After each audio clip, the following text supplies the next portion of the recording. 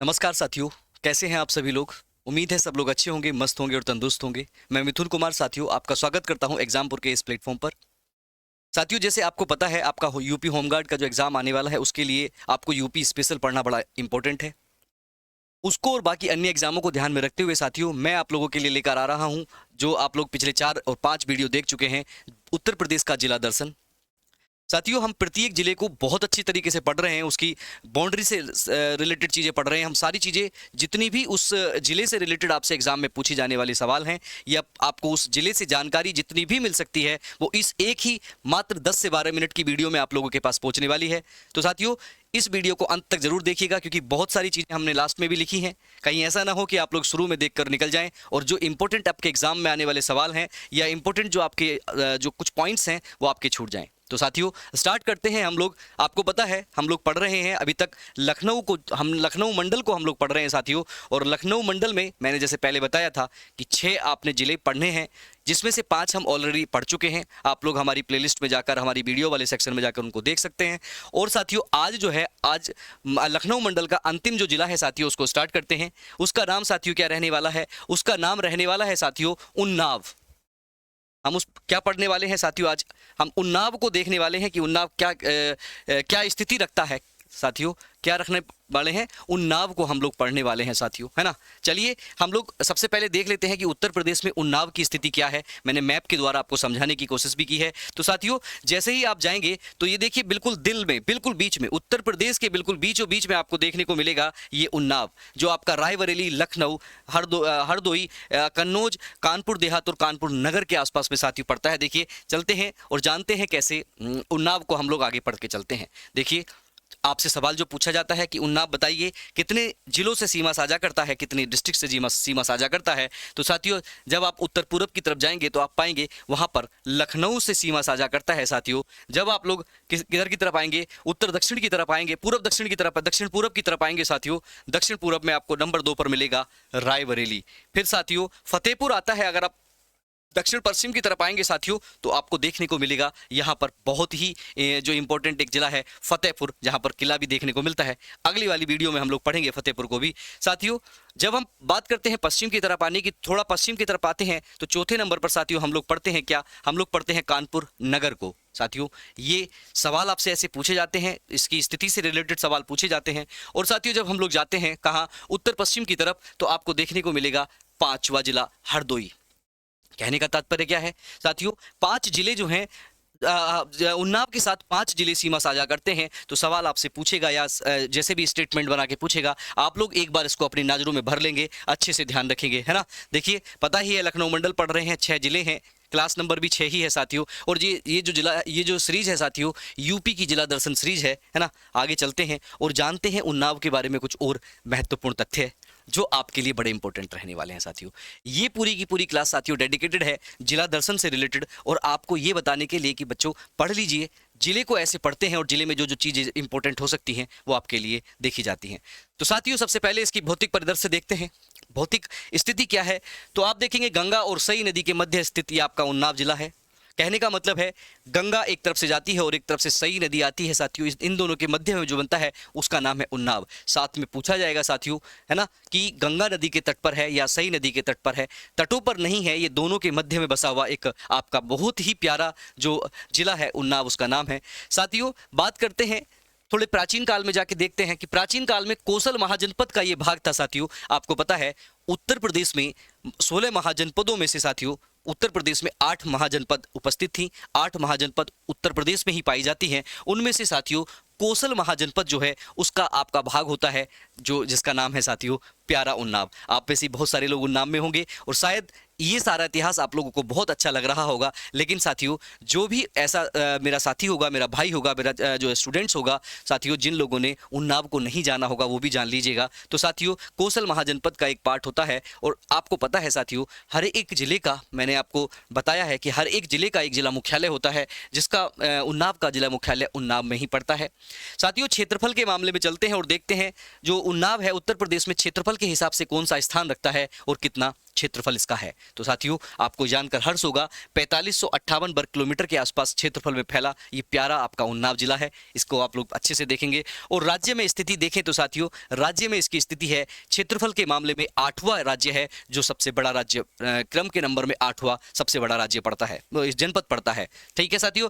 तो अब आप सोचेंगे कि सर 8वां तो पड़ता है, इसी में हमें बता दीजिए। तो मैंने पहला और दूसरा भी लिखा है। क्षेत्रफल के मामले में हमने लखीमपुर को पढ़ लिया है, जो कि नंबर 1 पर है, और हमने नंबर 2 पर अभी पढ़ा नहीं है, लेकिन हम भविष्य में पढ़ेंगे। आने वाले समय में हम लोग सोनभद्र को भी पढ़ेंगे। तो साथियों उन्नाव आपको पता है क्षेत्रफल के मामले में इतना है। आगे देखते हैं साथियों, जनसंख्या के रूप में बात करते हैं। जो आपका उन्नाव जिला है, जनपद है, उन्नाव डिस्ट्रिक्ट है साथियों, उसकी जनसंख्या कितनी है उसके बारे में भी जानते हैं। तो साथियों जनसंख्या के बारे में देखोगे तो आप पाओगे क्या साथियों, आप पाओगे 31 लाख। देखिए आप देखेंगे इकाई, दहाई, सैकड़ा, हजार, 10,000, लाख, 10 लाख, यानी कि बात करते हैं 31,83,067 लोग आपको देखने को मिलेंगे। 31,83,067 व्यक्ति जो 2011 की जनगणना के अनुसार साथियों यहाँ पर हैं। अब तो ज़्यादा हो गए होंगे, 2011 की जनगणना के हिसाब से इतने हैं। और साथियों जनसंख्या के हिसाब से उत्तर प्रदेश में 31वें राज्य के आसपास देखने को मिलता है, 31वें राज्य के आसपास देखने को एग्जैक्ट मिल जाता है। साथियों लिंगानुपात की बात करते हैं कि यहाँ पर कितने पुरुष हैं और कितनी महिलाएं हैं। ये भी बड़ा इंपॉर्टेंट है, क्योंकि इस पे बेटी बचाओ बेटी पढ़ाओ जैसे कार्यक्रम, और साथियों महिला सशक्तिकरण, आपका जो महिला शिक्षा या STEM करके बहुत सारी जो योजनाएं हैं उत्तर प्रदेश ही नहीं साथियों पूरे भारत में चलाई जाती हैं। आप लोगों ने पढ़ी हुई होंगी। तो साथियों लिंगानुपात का मतलब होता है कितनी पुरुषों पर कितनी महिलाएं प्रेजेंट हैं, ताकि अगर मैं सीधे सीधे शब्दों में कहूँ तो ये कह सकते हैं साथियों कि आप कितने हैं जिनकी शादी नहीं होगी। अगर आप अपनी पूरी देसी भाषा में जानने की कोशिश करते हैं तो आप कितने हैं जिनकी आपकी शादी नहीं होगी। तो साथियों देखिए 907 लोग तो ऐसे हैं जिनकी शादी हो जाएगी उन्नाव में, और बाकी के बचते हैं साथियों 93 कैंडिडेट, और 93 कैंडिडेटों को जाना पड़ेगा कहीं दूसरी जगह पर, है ना। हालांकि ये गलत नहीं है, मैं बता रहा हूं, बहुत ठीक है। अगर मैं उत्तर प्रदेश की बात करूं साथियों, पूरे उत्तर प्रदेश की बात करूं तो उत्तर प्रदेश का है 912 लिंगानुपात, है ना। अगर मैं इंडिया की बात करूं साथियों तो ये भी आपको यहीं पे पता होना चाहिए, 943 जो है इंडिया का है। अगर आप देखें तो उत्तर प्रदेश में भी औसत से कम है, और अगर आप देखें तो भारत की औसत से भी कम लिंगानुपात है साथियों, है ना। और लिंगानुपात कम होना या सारी चीज़ों के कम होने का कारण क्या होता है, शिक्षा या अशिक्षा। तो जानते हैं अगला जो कड़ी है वो है साथियों कि उन्नाव में साक्षरता दर क्या है, उन्नाव में लिटरेसी रेट क्या है, कितने व्यक्ति और कितनी महिलाएं जो है वहां पे पढ़ी हुई हैं, और औसत शिक्षा कितनी है। साथियों आपको पता है अगर आप लोग पढ़ेंगे लिखेंगे, अगर आप लोग शिक्षित होंगे, महिलाएं शिक्षित होंगी, तो साथियों वो जो आपको पता है कन्या भ्रूण हत्या जो कहते हैं गर्भ में ही, यानी कि प्रेगनेंसी के टाइम पर ही बच्चों को मार दिया जाता है, महिला समझकर, लड़की समझकर। यानी कि अब तो खैर बहुत सारा सरकार के द्वारा भी इस पर रोक लगा दी गई है, लेकिन यही कारण था साथियों, मैक्सिमम कारण ये था कि हमारे यहाँ पुत्र प्राप्ति की इच्छाएं सब पे होती थी, और जो स्त्री है मतलब महिला प्राप्ति की नहीं होती थी, उनको गर्भ में ही मार दिया जाता था पहले की टाइम पे। आजकल तो खैर महिलाएं बराबर कर रही हैं, लेकिन उन्नाव में हम 2011 के हिसाब से देखते हैं साथियों, जो साक्षरता है वो 100 में से 66.4% ऐसे कैंडिडेट हैं औसतन पूरे उन्नाव के जो क्या हैं, साक्षर हैं साथियों। उसमें पुरुषों की अगर बात करें तो 75.1% ऐसे पुरुष हैं पूरे उन्नाव में साथियों जो क्या है साथियों, साक्षर हैं, जो अपना नाम लिख पढ़ सकते हैं। महिलाओं की बात करें तो थोड़ी दयनीय से ऊपर है, स्थिति तो दयनीय है लेकिन थोड़ी दयनीय से ऊपर है, क्योंकि साथियों 56.8% कह सकते हैं, या अगर मोटा मोटी मैं कहूं तो 100 में से 57% लड़की महिलाएं जो हैं उन्नाव की पढ़ी लिखी हैं साथियों। तो ऐसा जिला, ऐसी सिस्टम जिसके बारे में हम लोग जान रहे हैं, है ना। यहाँ से हमें पता चल जाता है कि अभी कितने डेवलपमेंट की जरूरत है ना, और कितने नहीं। साथियों आपको पता है 2018-19 में एक बहुत अच्छी उत्तर प्रदेश की स्कीम आई, जिसको अलग अलग प्रदेशों ने भी और पूरे भारत ने भी बहुत सराहना मिली। उसका नाम था वन डिस्ट्रिक्ट वन प्रोडक्ट साथियों, एक जिला एक उत्पाद। कहते हैं साथियों जिले में जो भी आप सबसे ज़्यादा उत्पन्न होता है, जो भी सबसे ज़्यादा आपका कह सकते हैं शिल्प होता है या फिर अनाज उत्पन्न होता है, कोई भी प्रोडक्ट ऐसा जो जिला उसमें सक्षम हो और बहुत अच्छा, बहुत एक उच्च कोटि का सिस्टम बनाता हो, उच्च कोटि का अपना स्थान रखता हो, उस जिले के उस प्रोडक्ट को क्या मिला, वन डिस्ट्रिक्ट वन प्रोडक्ट का दर्जा मिला। तो साथियों उन्नाव की बात करूं, अगर मैं उन्नाव की बात करूं साथियों, तो उन्नाव को जरी जरदोजी के नाम से साथियों वन डिस्ट्रिक्ट वन प्रोडक्ट में ये अपने नाम को रजिस्टर कराता है। तो यहाँ पे साथियों जरी जरदोजी का काम होता है, याद रखेंगे, वन डिस्ट्रिक्ट वन प्रोडक्ट जो प्रोडक्ट है साथियों, एक जिला एक उत्पाद में भी ये आपको याद रखना होगा। चलिए साथियों इसका स्क्रीनशॉट ले सकते हैं, लेकिन ध्यान रखें चीज़ों को बड़े आराम से पढ़ते हुए जाएंगे। साथियों, जिला पढ़ना है तो उसके बारे में भी देखना होगा कि वहाँ पर कौन से आपके धार्मिक स्थल हैं, या कौन से ऐसे स्थल हैं जो हम या आप में से किसी की पोस्टिंग होमगार्ड की, किसी की पोस्टिंग उत्तर प्रदेश पुलिस की, किसी की पोस्टिंग यूपीएसआई की, या किसी की पोस्टिंग साथियों आपके डिप्टी एसपी या अन्य यूपी ट्रिपल एससी के बहुत सारे एग्जाम, एसएससी वगैरह जिस भी एग्जाम की साथियों आपकी पोस्टिंग होगी, तो वहाँ पर आपको रहना होगा। तो आप लोग एक बार ओवरव्यू देख सकते हैं। तो देखिए साथियों, धार्मिक स्थलों की बात करते हैं हम लोग, है ना, धार्मिक स्थलों की बात करते हैं तो यहाँ पे राज राजेश्वरी श्री विद्या मंदिर देखने को मिलेगा साथियों। बहुत ही मान्यता इस मंदिर की उन्नाव के है। क्या नाम है साथियों? राजेश्वरी श्री विद्या मंदिर। उसके बाद साथियों बांगर माऊ मिलता है बक्सर और बनथारा और सचान कोट साथियों और बदर का, ये देखने को साथियों ऐसे स्थान मिलते हैं जो आप लोग वहां पर जाकर विजिट कर सकते हैं। अच्छे स्थान है। पेरियार भी बहुत अच्छा स्थान है। और साथियों एक वहां पर मिलता है कल्याणी देवी का मंदिर साथियों, ये विजिट करने के लिए वहां पर धार्मिक स्थल है। यहाँ पर आप लोग जा सकते हैं और लोग वहाँ के इसका आनंद उठाते हैं और इनसे अपनी मनोकामनाएं और बाकी सारी चीज़ें जुड़ी रहती हैं। साथियों उन्नाव ऐसा ही नहीं है। उन्नाव भारत के इतिहास में छोड़िए प्राचीन काल से लेकर और हम आधुनिक काल तक की बात करते हैं तो कुछ ऐसे साथियों प्रमुख साहित्यकार यहाँ के हुए हैं जिनको हम लोग, जिनकी कथाएं, जिनकी कविताएं, जिनके आलोचनाएं हम लोग पढ़ पढ़कर बड़ा आनंद उठाते हैं और ठहाठही मारते हैं। उनमें से साथियों भगवती चरण वर्मा, ये साथियों यहाँ के साहित्यकार हुए जो उन्नाव से ही संबंध रखते हैं। देखिए साथियों शिव मंगल सिंह सुमन और आप जान सकते हैं सूर्यकांत त्रिपाठी निराला। कौन नहीं जानता है साथियों, निराला गैलरी बनी हुई है, निराला को कौन नहीं जानता है। सूर्यकांत त्रिपाठी निराला साथियों इनका मूल निवासी थे, ये आपको याद रखना होगा, उन्नाव से संबंध रखते हैं। साथियों प्रताप नारायण मिश्र, अगर आप लोगों ने किताबें पढ़ी होंगी इतिहास की, अगर आप लोगों ने किताब पढ़ी होंगी हिंदी की बहुत अच्छी, तो प्रताप नारायण मिश्र की को आप लोग नहीं भूल सकते हैं। साथियों जगदम्बा प्रसाद मिश्रा, ये भी साथियों हितैषी के नाम से इनकी एक बहुत अच्छी देखने को मिल जाएगी स्थिति। और देखिए साथियों ये है जगदम्बा प्रसाद मिश्र। तो सवाल आपसे अगर बहुत आगे पूछेगा तो ये भी आपको याद रखना जरूरी है। और साथियों रामविलास शर्मा आलोचक के रूप में अपने स्थान को अच्छा बनाकर रखते हैं। तो ये साथियों इतिहासकार भी जिनका संबंध कहां से, आपके प्यारे उन्नाव से रहा है। चलिए आगे देखते हैं साथियों महत्वपूर्ण तथ्य क्या है यहाँ के महत्वपूर्ण तथ्य इस पे क्या है साथियों, ये भी आपको याद रखना होगा। और ये याद रखना क्या होगा साथियों, सबसे इंपॉर्टेंट बात है, सबसे पहली बात जो लिखी है वो सबसे इंपॉर्टेंट है। चंद्रशेखर आजाद मूल रूप से उन्नाव के निवासी थे साथियों, मूल रूप से उन्नाव के निवासी थे, जिसका नाम था साथियों चंद्रशेखर आजाद। और चंद्रशेखर आजाद मूल निवासी थे, लेकिन इनका जन्म साथियों कहाँ हुआ था? मध्य प्रदेश के अलीराजपुर में हुआ था। मध्य प्रदेश के अलीराजपुर में चंद्रशेखर आजाद का जन्म होता है, लेकिन उन्नाव के मूल रूप से निवासी माने जाते हैं। ये आपके याद रखना होगा साथियों। इसका और महत्वपूर्ण जो एक तरह से कह सकते हैं पहलू है वो क्या है? चमड़ा, जरी जरदोजी और मच्छरदानी एवं रासायनिक उद्योगों के लिए आपका उन्नाव जाना जाता है साथियों। आपका अपना उन्नाव जो उत्तर प्रदेश के दिल में निवास करता है ना, उत्तर प्रदेश में अपनी स्थिति को बना के रखता है। साथ ही साथ साथियों आपको और भी जानना होगा। देखिए देश के स्वतंत्रता संग्राम में जीवन का बलिदान देने वाले ऐसे महान स्वतंत्रता सेनानी, उनको नमन है साथियों। उन्नाव की धरती को नमन है। और जो भी साथी मेरा उन्नाव से है उन सभी लोगों की माताओं बहनों को और उनके पिता को, जितने भी स्वतंत्रता सेनानी हुए हो, या उस धरती को नमन है जहां ऐसे ऐसे स्वतंत्रता सेनानियों ने जन्म लिया जिन्होंने हमें आज़ाद करने के लिए साथियों क्या किया? अपने प्राणों की आहुति दे दी। ऐसे ही उन्नाव के साथियों राम राव बख्श सिंह को नाम पढ़ा जाता है साथियों। इन्होंने अपने प्राणों की आहुति स्वतंत्रता संग्राम में दी थी। चंद्रिका बख्श सिंह जी हैं। मौलाना हसरत मोहानी साथियों, आप लोगों ने इतिहास में इनका नाम बहुत अच्छे से पढ़ा होगा। मौलाना हसरत मोहानी जिन्होंने अपने प्राणों की न्यौछावर स्वतंत्रता संग्राम में की। और बिशंबर दयाल त्रिपाठी साथियों, इनकी मातृभूमि जो रही है साथियों यही देखने को मिलेगी। तो नमन है आप लोगों को और नमन है उस उन्नाव की धरती को जिसको मुझे पढ़ाने का मौका मिला है साथियों। जो मैं मतलब जब पढ़ा रहा हूँ आपको यकीन दिलाता हूँ कि मेरे अर्थवोम खड़े हो जाते हैं जब मैं स्वतंत्रता सेनानियों का नाम लेता हूँ जिन्होंने हंसते हंसते अपने प्राणों को बलिदान दिया। ऐसे लोग कहाँ थे साथियों? उन्नाव में भी थे। ऐसा नहीं है कि भारत की आज़ादी के लिए केवल उत्तर प्रदेश ने या केवल किसी एक पर्टिकुलर देश ने या प्रदेश ने काम किया हो। सारे का सारा काम साथियों हम सब लोगों ने किया था, है ना। आगे देखते हैं साथियों। आगे देखने से पहले मैं आपको बता देना चाहता हूं, आपको पता है साथियों 41,424 सॉरी जो वैकेंसी आपकी आई हुई है, जो आपकी होमगार्ड की वैकेंसी है, आपको सपना पूरा कराने की वैकेंसी है साथियों।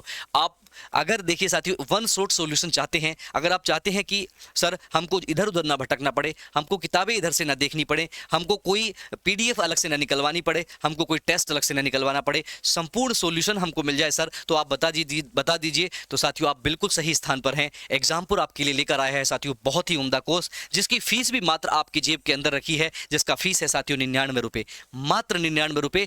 यूपी होमगार्ड की संपूर्ण तैयारी, 100 नंबर का पेपर, 100 के 100 नंबर के पेपर का मटेरियल आपको एक ही एप्लीकेशन पे मिलेगा, जिसका नाम है एग्जामपुर ऑफिशियल एप्लीकेशन। साथियों पेड वाले कोर्स में जाएंगे और वहां जाके अपना फोन नंबर से रजिस्टर्ड करेंगे और वहां पे 99 रुपए खर्च करके साथियों इसको अवेल करेंगे। आपको फ्लो चार्ट में history, geography, polity, economy syllabus को ऐसे किया, मतलब क्या किया गया, ऐसे डिजाइन किया गया है कि आप लोग उसमें साथियों अगर आपको कोई किताब अलग से लेने की जरूरत नहीं, आपको कोई नोट्स अलग से बनाने की जरूरत नहीं। मोबाइल उठाइए, एप्लीकेशन खोलिए और पढ़ना शुरू कर दीजिए, रिवीजन करना शुरू कर दीजिए। और साथ ही साथ देखिए साथियों डेली आपको देखिए कंप्लीट थ्योरी बैच आपको मिलेगा, 600 घंटे की क्लासेस मिलेंगी और 6-7 घंटे साथियों सुबह से लेकर शाम तक 6 घंटे आपको बेहतरीन फैकल्टी के द्वारा आपको तैयारी कराई जाएगी, है ना। तो अंतिम प्रयास इसका बैच का नाम है कि अंतिम प्रयास इस बैच का नाम है। और अंतिम प्रयास का बैच जो है साथियों, इसकी जो लास्ट डेट है वो लास्ट डेट है साथियों 23 नवंबर तक ये 99 रुपए का है। उसके बाद इसकी फीस बढ़ सकती है साथियों, है ना। तो ध्यान रखेंगे 1 दिसंबर से इसमें क्लासेस स्टार्ट हो जाएंगी। तो आप लोग 30 दिसंबर का इंतजार नहीं, 30 नवंबर का इंतजार मत करिएगा साथियों। आप लोग आज की अभी जब भी इस वीडियो को देख रहे होंगे, आप लोगों को अगर मन बनता है कि हाँ एक सॉल्यूशन है, आपका जीएस तो कंप्लीट हो ही जाएगा, होमगार्ड छोड़ो आपको यूपी पुलिस और बाकी में भी काम आएगा। अगर आपका ऐसा दिमाग है तो होमगार्ड के लिए साथियों ये है अंतिम प्रयास बैच, इसमें जुड़ सकते हैं साथियों। और देखिए जब तक आपका एग्जाम नहीं होता तब तक ये कोर्स आपके पास रहेगा, आप अपने छोटे नोट्स बना सकते हैं, चाहे जो कर सकते हैं। तो 99 रुपए में साथियों आप लोगों को कोई प्रॉब्लम आती है तो आप लोग 7065060600 पे कॉल करके या मैसेज करके आप लोग बात कर सकते हैं। चलिए साथियों आगे पढ़ते हैं, उन्नाव के बारे में आगे पढ़ते हैं। उन्नाव के बारे में आगे क्या है साथियों, चंद्रशेखर आजाद पक्षी अभ्यारण्य साथियों यहाँ पर देखने को मिलेगा। यहाँ पर ये कुछ स्थान हैं जो आपके एग्जाम से रिलेटेड हैं, पूछे जाते हैं। तो साथियों यहाँ पर चंद्रशेखर आजाद पक्षी अभ्यारण्य पड़ता है साथियों। इसका नाम पुराना, देखिए सवाल आपसे पूछेगा तो आप लोग को बिल्कुल ध्यान रखना होगा, क्योंकि आप मिथुन सर से पढ़ रहे हैं, आप लोग एग्जामपुर के प्लेटफॉर्म पे पढ़ रहे हैं, उत्तर प्रदेश में जिला दर्शन पढ़ रहे हैं साथियों। इसका पहला नाम नवाबगंज पक्षी अभ्यारण्य था। तो नवाबगंज पक्षी अभ्यारण्य के बारे में पूछने के लिए आए या फिर चंद्रशेखर आजाद पक्षी अभ्यारण्य के लिए पूछने को आए तो साथियों आपको एक ही नाम बताना होगा, उन्नाव, उन्नाव और उन्नाव साथियों, है ना। आगे देखते हैं, यहाँ पर देखिए साथियों, यहाँ पर क्या है साथियों, ये ट्रांस गंगा सिटी के नाम से जाना जाता है। उन्नाव आपका अपना उन्नाव ट्रांस गंगा सिटी के नाम से जाना जाता है और लेदर टेक्नोलॉजी पार्क के नाम से भी साथियों प्रसिद्ध है। उन्नाव में लेदर टेक्नोलॉजी पार्क स्थित है, आप लोग याद रखेंगे साथियों। बहुत सारे बच्चे इसको कानपुर लगा के आ जाते हैं, है ना। तो टेक्नोलॉजी पार्क है, इस शब्द का भी याद आपको रखना होगा। आगे देखते हैं साथियों, 1984 में मध्य प्रदेश का पहला पक्षी विहार बनता है, उत्तर प्रदेश सॉरी 1984 में उत्तर प्रदेश राज्य का पहला पक्षी विहार बनता है। आपसे पूछा जाए कि पहला पक्षी विहार उत्तर प्रदेश का कौन सा था, तो 1984 में पहला यही नवाबगंज पक्षी अभ्यारण्य बना था साथियों,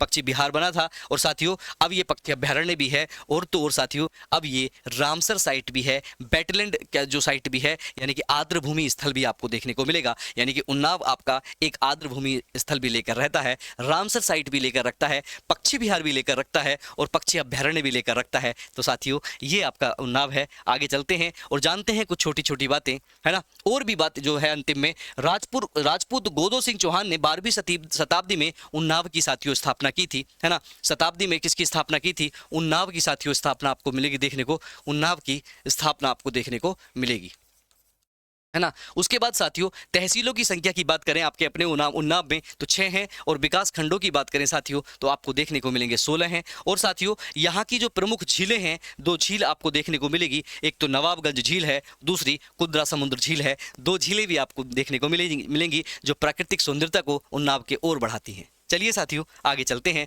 और जानते हैं साथियों एक और इंपॉर्टेंट चीज जो करंट से रिलेटेड है और जो बार बार पूछी जाएगी। 9 अक्टूबर 2023 में उन्नाव में सीएम यानी कि उत्तर प्रदेश के जो मुख्यमंत्री हैं माननीय श्री योगी आदित्यनाथ जी ने, योगी आदित्यनाथ जी द्वारा राजा राम राय बख्श की अश्वरोही साथियों अश्वरोही प्रतिमा का अनावरण किया है। यानी कि घोड़े पे बैठे हुए अश्वरोही ये स्वतंत्रता सेनानी थे साथियों। ये अश्वरोही हमारी सेना थी उसका संरक्षण करते थे, उसमें अपना योगदान देते थे, उनकी एक क्या कही है प्रतिमा का अनावरण उन्नाव में किया है। तो साथियों ये आपको जो पूरा सिस्टम मैंने बताया ये पूरा उन्नाव का था। तो आप लोग अपने सुझाव साथियों जरूर दीजिएगा। आपको अगर ये पूरी वीडियो अच्छी लगती है तो एक बार इसको लाइक जरूर कर दीजिएगा साथियों। अगर आपको और भी अच्छी लगती है तो अपने साथी दोस्त, अपने जो भी टेलीग्राम या फिर जो भी आपका कह सकते हैं व्हाट्सअप का ग्रुप है, एक बार साथियों शेयर जरूर करिएगा। अगर अच्छा नहीं लगता है तो कमेंट बॉक्स में जो अच्छा नहीं लगा है उसके बारे में लिखिएगा, या फिर कमेंट बॉक्स में आप बताइएगा कि आपको और क्या जानकारी चाहिएगी जो मैं आपको अगली वीडियो में बना कर दूं। ठीक है साथियों, मिलते हैं हम अब इससे मतलब जिला दर्शन की अगली सीरीज में, अगले लेक्चर में। तब तक के लिए बड़ों को नमस्ते, छोटों को प्यार, छोटी सी जिंदगी है, एंजॉय करो यार। सभी को नमस्कार, सभी को स्वागत, धन्यवाद साथियों। Thank you. जय हिंद, जय